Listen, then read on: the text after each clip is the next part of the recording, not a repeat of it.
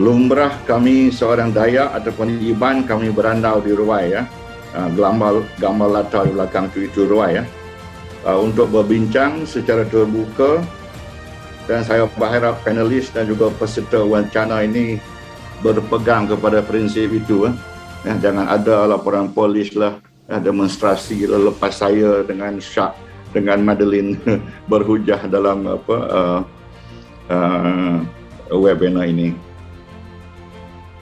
Profesor Datuk Seri, tuan-tuan dan puan-puan yang kami hormati sekalian, tajuk kita pada kali ini pun pada pandangan kami menarik tetapi tersasar juga ya.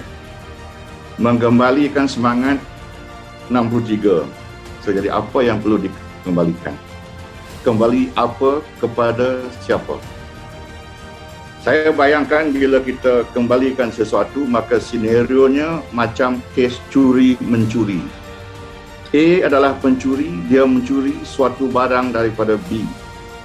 Maka pengadilan mengatakan bahawa barang yang dicuri oleh A dari B harus dipulangkan kepada B untuk memulihkan ataupun restore keadilan kepada B dan juga masyarakat umumnya.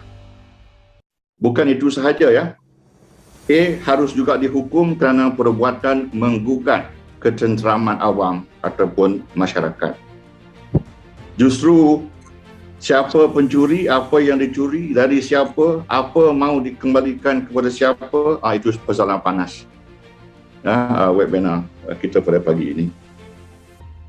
Dan bagi saya juga tidak kurang penting ialah siapakah harus mengendalikan kes ini bila pertelingkahan berlaku antara A dengan B dalam masyarakat ataupun dalam sistem politik, contohnya antara kerajaan persekutuan federal dengan kerajaan wilayah, kerajaan negeri.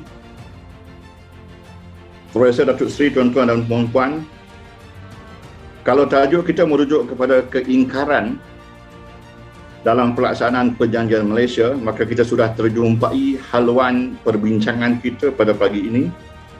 Kalau itu, maka persoalan isu, apa masalah dan apa penyelesaiannya mungkin senang dicari dan disenaraikan. Kita orang Malaysia, tetapi semangat kita amat kurang. Semangat Malaysia kita amat kurang. Semangat yang kuat ialah semangat Melayu-sentrik, Cina-sentrik, India-sentrik, ataupun Malaya-sentrik. Sabah-sentrik, Sarawak-sentrik, Malaysia-sentrik tak ada. Pengikatnya mungkin tidak cukup kuat ke? Persekutuan Malaysia ataupun perjanjian 1963.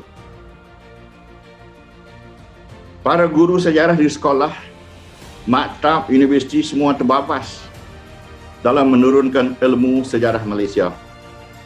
Sebab itu semangat Malaysia kurang atau rendah arasnya. Walaupun sudah 58 tahun, kita, orang Malaya ke, orang Sabah ke, orang Sarawak, berada bersama dalam Persekutuan Malaysia. Tanda pertama kita terbabas, Hari Kebangsaan ke-64. Ini salah fakta sejarah yang terus menerus diturunkan. 64 tahun merujuk kepada kemerdekaan Melaya pada 1957. Hari Kebangsaan ialah ke-58 kerana Malaysia ditubuhkan pada 1960.